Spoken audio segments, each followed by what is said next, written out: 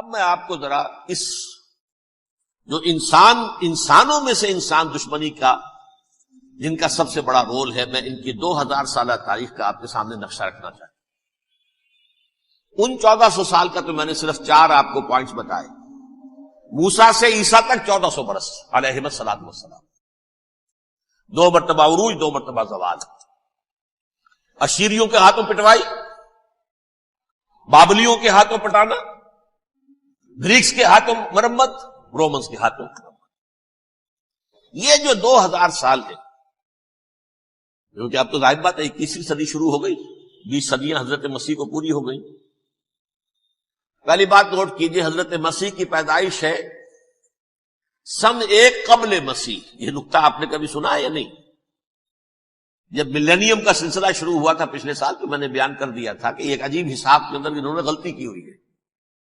حضرت مسیح کی پیدائش ہوئی 25 دسمبر کو، سن انہوں نے شروع کر دیا، جو اس کے بعد جنوری آئی تو پہلا سال شروع ہو گیا۔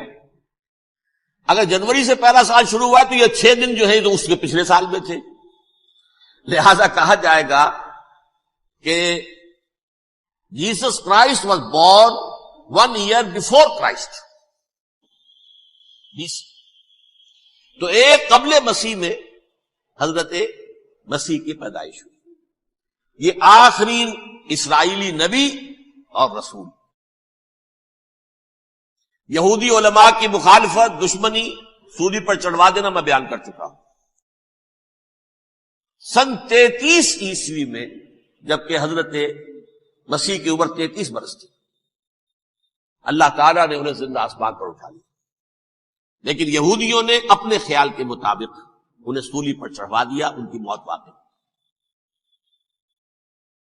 اگرچہ اس کے بعد یہ اختلاف ہے ان میں، یہودی کہتے ہیں وہ سولی پر چڑھ گیا، ختم ہوا، مر گیا، عیسائی کہتے ہیں نہیں، انتقال ہوا ہے مسیح کا صلیب پر، لیکن پھر وہ دوبارہ زندہ ہو گئے ہیں۔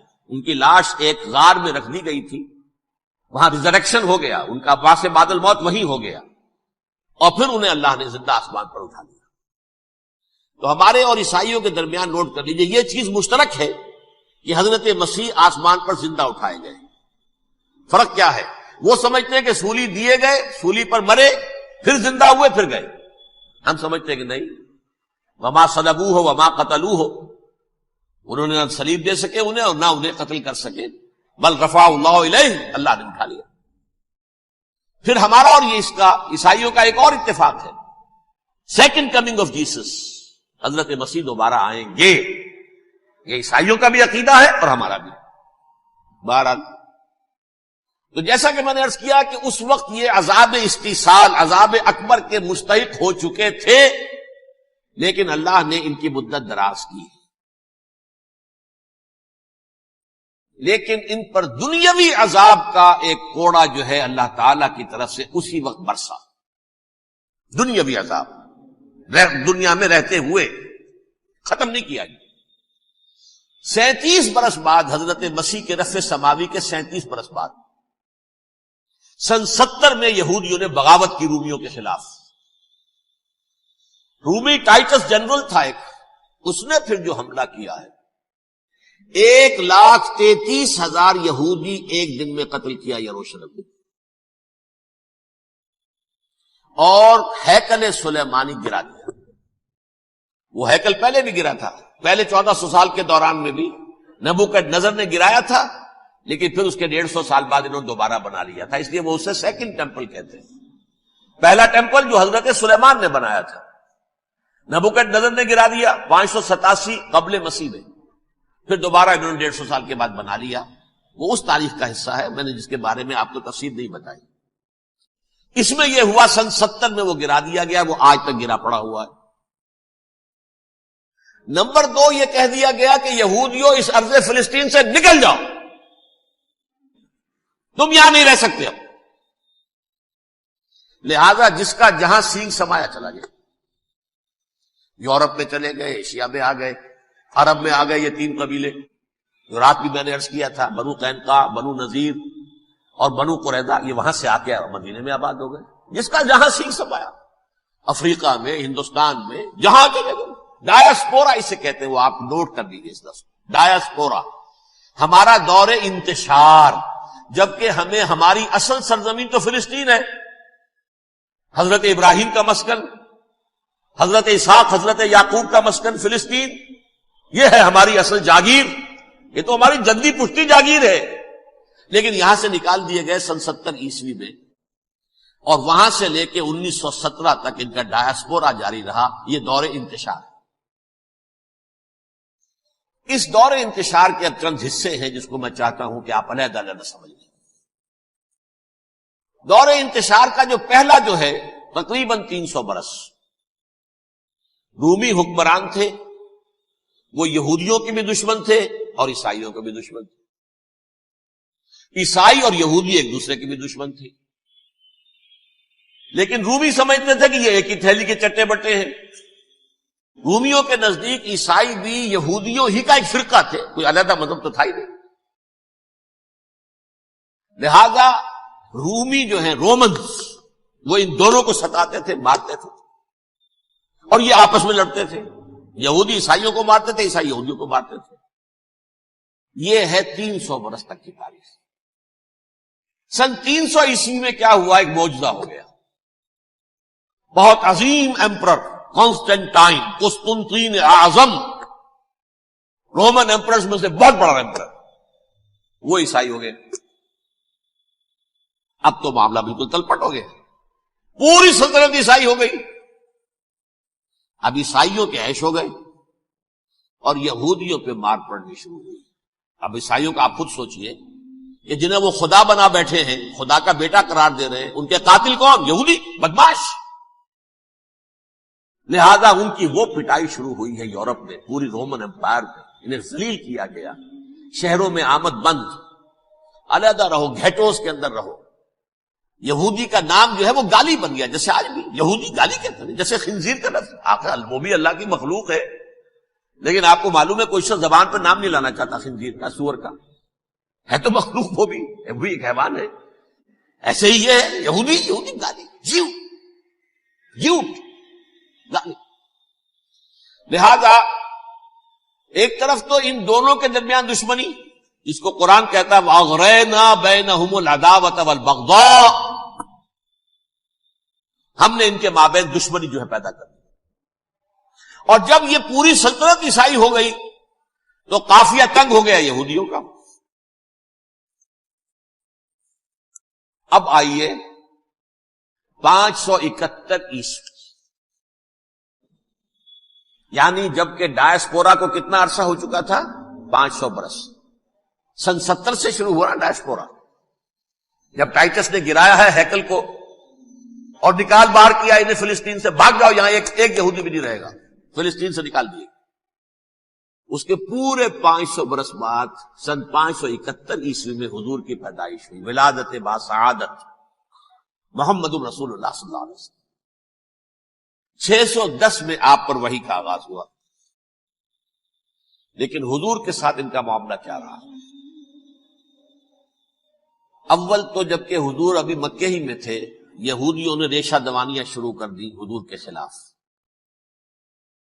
قریش مکہ کو سکھاتے تھے، پڑھاتے تھے، ان سے یہ پوچھو، ان سے یہ پوچھو، یہ اس طرح تنگ کرو، ان سے یہ امتحان لو، یہ آپ کے علم میں۔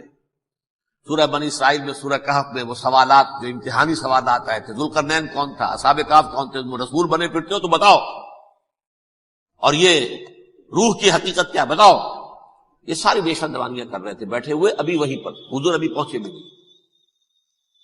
ہجرت فرما کر حضور تشریف لے آئے تو حضور نے، جسے ماسٹر سٹروک کہا جائے گا، یعنی اسٹیٹس مین شپ کا ماسٹر سٹروک، آپ نے مدینے میں آتے یہودیوں کے ساتھ پیکٹ کر دیا، جوائنٹ ڈیفنس پیکٹ آف مدینہ، کہ اگر مکے والے ہم پر حملہ کریں گے تو ہم مل جل کر ایک قوم کی حیثیت سے مقابلہ کریں گے۔ یہ میثاق مدینہ کہلاتا ہے، جس کے بہت غلط معنی پہنائے جا رہے ہیں آج کل۔ بہرحال میں موضوع میرا چونکہ یہ نہیں، میں ادھر نہیں جاؤں گا، لیکن ہوا کیا؟ ہر مرتبہ یہ خیانت کے مرتکب ہوئے، ان نے جو عہد کیے تھے ان سے پھرے، اندر ہی اندر سازش، ریشہ دوانی، حضور کی بدترین دشمنی۔ سورہ نساء کی آیت نمبر 12 میں 14 میں حضور کے بعد کیا ہوا اب یہ نوٹ کیجئے، یہ ان کی تاریخ کا دوسرا دور۔ حضرت عمر رضی اللہ تعالیٰ عنہ کا عہد خلافت ہے، بیت المقدس کا محاصرہ کیا گیا، فصیل بڑی اونچی، شہر اندر سے سیلف سفیشینٹ، حملے کا راستہ کوئی نہیں، محاصرہ طول کھینچ رہا ہے لیکن ان کے پاس رسد بھی موجود ہے، پانی بھی موجود ہے، وہ دروازے بند کر کے بیٹھے ہوئے۔ بالآخر اللہ تعالیٰ کی مشیت کا ظہور کیسے ہوا؟ ان کے کچھ علماء آئے فصیل پر، کہا دیکھو مسلمانوں، تم قیامت تک بھی یہاں پڑے رہو گے محاصرہ کر کے، ہمارا یہ شہر فتح نہیں ہوگا۔ ہاں ایک درویش بادشاہ کے ہاتھوں یہ شہر فتح ہونا ہے، لیکن تمہارے اندر ہمیں وہ نظر نہیں آ رہا۔ ابو عبیدہ بن الجراح رضی اللہ تعالی عنہ امین هذه الامہ، ان کا فوراً ذہن گیا وہ درویش بادشاہ مدینے میں بیٹھا ہوا ہے، عمر رضی اللہ تعالی۔ اب ایک اور عمر بھی ہے جو قندھار میں بیٹھا ہے، نقشہ وہی ہے، سادگی کی حد تک نقشہ وہی، بالکل وہی، اپنی آنکھوں سے دیکھا وہی سادگی۔ عمر اول عمر ثانی تھے عمر بن عبد العزیز۔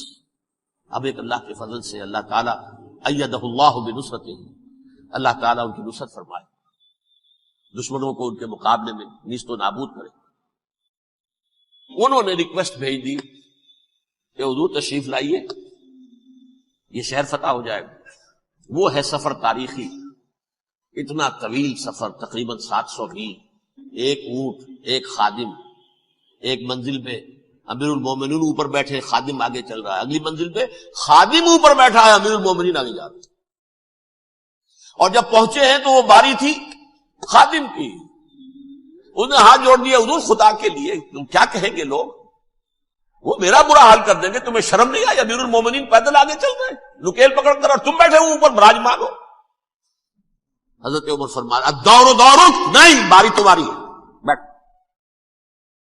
اس حال میں پہنچے، اور پھر یہ کہ ابو عبیدہ بن الجراح آئے ہیں، استقبال کیا ہے تو دیکھا ہے اس حال میں چلے آ رہے ہیں، عمر نکیل پکڑے ہوئے چلے آ رہے ہیں، اور کہتے ہیں کہ کہیں کیچڑ ویچڑ تھا، جوتے خراب ہو گئے تھے، وہ بھی اتار کے ہاتھ میں پکڑے ہوئے، کپڑے تو تھے ہی پھٹے ہوئے۔ انہوں نے کہا بھی حضرت ابو عبیدہ نے، دیکھیے یہ بڑا متمدن ملک ہے، بڑا مہذب علاقہ ہے، یہ آپ ذرا حلیہ اپنا دوست فرما لیں تب جا کے پیش ہم آپ کو کریں گے۔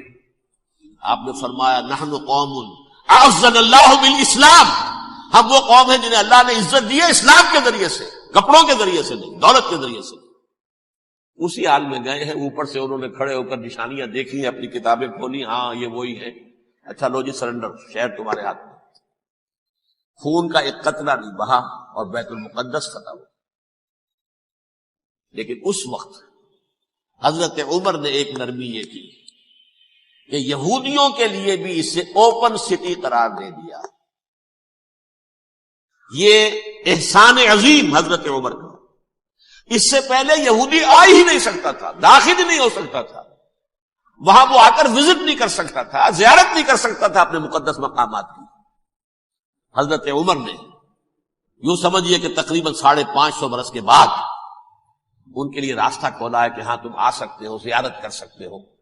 لیکن یہ عیسائیوں نے لکھوایا معاہدے کے اندر، انہیں یہاں آپ آباد ہونے کی اجازت نہیں دیں، لیکن کم وزٹ دی پلیسز، دیکھیں زیارتیں کریں اور جائیں۔ یہ معاہدہ حضرت عمر کا ہے رضی اللہ تعالی، جو پھر خلافت راشدہ کے بعد بنو امیہ نے بھی اس کو آرڈر کیا، بنو عباس نے کیا، پھر جو ہمارے یہ ترکوں میں اندر خلافت آئی تو ترک خلفاء نے بھی اس معاہدے کی پوری پابندی۔ فلسطین میں آ سکتے ہیں یہودی صرف زائرین کی حیثیت سے، وہاں آباد نہیں ہو سکتے۔ اب آئیے اگلا دور آیا حضرت عثمان کا دور خلافت۔ یہ ہے وہ وقت کہ اب یہود نے امت مسلمہ کی پیٹھ میں چھرا ڈالا۔ وہ کیسے؟ ایک یہودی عبداللہ ابن سبا اسلام کا لبادہ اوڑھ کر آ گئے، معاشرے کا جائزہ لے لیا، ان میں بنو ہاشم اور بنو امیہ میں جو پرانی کشاکش تھی اس کے کچھ نہ کچھ جراثیم باقی ہیں، اگر ان کو ذرا بھڑکا دے تو مسلمانوں میں انتشار پیدا ہوگا۔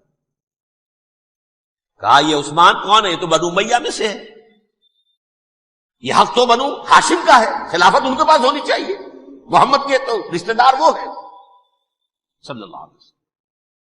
عوام الناس کے اندر بات پھیلنی شروع ہوئی۔ پھر ایک بڑی سازش کے انداز میں حضرت عثمان کے خلاف پروپیگنڈا، حضرت عثمان کے جو عاملین تھے، گورنر تھے، ان کے خلاف پروپیگنڈا، اور ایسی ہوشیاری کرتے تھے کہ کوفے میں کوفے کے حاکم کے خلاف کچھ نہیں کہنا، اجی مصر میں یہ ہو رہا ہے، اجی شام میں یہ ہو رہا ہے، اجی یہ جو عثمان ہے وہ یہ کر رہا ہے، یہ ظلم ہو رہا ہے، یہ لوٹ مار ہو رہی ہے، یہ خیانتیں ہو رہی ہیں۔ اب نہ تو اس زمانے میں مینز آف کمیونیکیشن، کیسے تصدیق کریں؟ افواہیں تو آپ آج کراچی کے اندر شروع ہو جائے تو پتہ نہیں چل سکتا کسی کو کہ کیا اس میں صداقت ہے کیا جھوٹ ہے، اور بری بات جو ہے فطرت انسانی کی کمزوری ہے وہ فوراً قبول کرتا ہے، کسی کے بارے میں اچھی بات ماننے کو تیار نہیں ہوتا لیکن بری بات تو فوراً تیار ہے۔ بہرحال یہ فتنہ انہوں نے اٹھایا، حضرت علی کی الوہیت کا فتنہ اٹھایا، حضرت عثمان کے خلاف الفتنۃ الکبریٰ برپا کیا، حضرت عثمان شہید ہوئے۔ اس کے بعد 5 برس تک مسلمان ایک دوسرے کی گردنیں کاٹتے رہے، باہمی خانہ جنگی ہوئی، امت کو وہ زخم لگایا ہے جو آج تک جس سے خون رس رہا ہے۔ یہ شیعان عثمان اور شیعان علی تھے جو بعد میں پھر سنی اور شیعہ ہو، اور آج تک فتنہ کس نے جگایا؟ ایک عبداللہ ابن سبا یہودی اور اس کے کارندے، شیطان کا ایجنٹ، اور انسانوں میں سے بھی اس کے جو بھی حواریین تھے اور شیطانوں کے اندر سے بھی تھے، انہوں نے بھی اس آگ کو بھڑکایا۔ یہ آپ سوچ لیجئے کہ یہ کس نے وہ زخم لگایا؟ یہودی۔ اگلا دور آیا، خلافت راشدہ ختم ہوئی، بنو امیہ کا بھی دور کافی گزر گیا۔ طارق ابن زیاد 712 عیسوی میں حملہ کرتے ہیں اسپین پر۔ اسپین اس وقت عیسائیت کا بہت بڑا گڑھ، بڑے کٹر ترین عیسائی جو ہے وہ اسپین میں، لہذا یہودیوں کی وہاں بہت پٹائی ہوتی تھی، بہت پٹائی ہوتی، یہ میں بتا چکا ہوں، دشمنی تھی چلی آ رہی تھی عیسائیوں کے ہاتھوں یہودیوں کی، وہ تو سن 300 عیسوی سے ایمپرر کانسٹنٹائن کے بعد سے شروع ہو گئی تھی۔ اس حوالے سے یہودیوں نے اس وقت چالاکی یہ برتی، کچھ راستے واسطے بتائے، کچھ مدد کی طارق ابن زیاد کی۔ طارق ابن زیاد نے انہیں اپنا محسن سمجھا، ہسپانیہ فتح ہو گیا تو یہودی چونکہ محسنین کی فہرست میں آ چکے تھے، انہیں بہت اقتدار نصیب، بڑی سپورٹ مسلمانوں نے دی۔ ان کے بڑے بڑے علماء جو اسی دور کے اندر پیدا ہوئے، بڑے بڑے تھنکرز ان کے اسی دور میں پیدا ہوئے۔ بن گوریون جو کہ ایک وزیر اعظم تھا اسرائیل کا، اس نے یہ لکھا ہے اپنی کتاب میں، Muslim Spain was the golden era of our diaspora. وہ ڈائسپورا جو 70 عیسوی سے شروع ہوا تھا اور 1917 عیسوی تک جاری رہا ہے، اس میں سے گولڈن ایرا ہمارا جو تھا وہ مسلم اسپین تھا، ہسپانیہ میں بیٹھ کر ہم عیش کیے۔ لیکن وہاں سے انہوں نے اور جو کچھ کیا، یہ تو داستان کے تو بہت سے گوشے ہیں، لیکن میں جس اسٹریٹ لائن میں چل رہا ہوں اس کے اعتبار سے ایک بات سمجھ لیں، وہاں بیٹھ کر انہوں نے اب عیسائیت کی پیٹھ میں چھڑا گھونپا، پروٹیسٹنٹ مذہب پیدا کیا، تقسیم کر دیا، جیسے شیعہ سنی کی تقسیم، عبداللہ ابن سبا، رومن کیتھولک اور پروٹیسٹنٹ کی تقسیم، یہودی علماء۔ ہوتا کیا تھا، ہسپانیہ کی یونیورسٹیاں ہیں، کارڈووا میں ہے، ٹولیڈو میں ہے، گریناڈا میں ہے، غرناطہ، قرطبہ، تولیتلا، اور وہاں آتے تھے لوگ، فرانس سے چلے آ رہے ہیں نوجوان پڑھنے کے لیے، جرمنی سے چلے آ رہے ہیں، اٹلی سے چلے آ رہے ہیں، 3 ہی ملک قریب ترین پڑھتے ہیں سینٹرل جو یورپ کے ہیں۔ یہاں پر جو ہے وہ اسلام جو نور پھیلا رہا تھا اس سے بھی مستفیض ہوئے، جہالت کے جو ہے پردے ان کے وہ چھٹے، اس کے ساتھ ہی وہ یہودی وہاں ان کے اندر جو جراثیم داخل کر رہے تھے وہ اس عیسائیت کے خلاف بغاوت تھی، جو اس وقت دنیا میں عیسائیت اس وقت تھی، پوپ کا راج تھا دنیا میں اس وقت۔ یورپ میں جو عیسائیت تھی اس میں ایک طرف بادشاہ تھے، لیکن بادشاہوں کی حیثیت وہاں پر یوں سمجھ لیجئے کٹ پتلیوں کی تھی، اصل قوت پوپ کے ہاتھ میں، اور پوپ کو انہوں نے جیسے قرآن نے کہا اتخذوا احبارهم ورهبانهم اربابا من دون اللہ، کیونکہ سینٹ پال نے شریعت موسوی ساقط کر دی تھی تو اب شریعت تھی ہی نہیں، پوپ کو اختیار تھا جس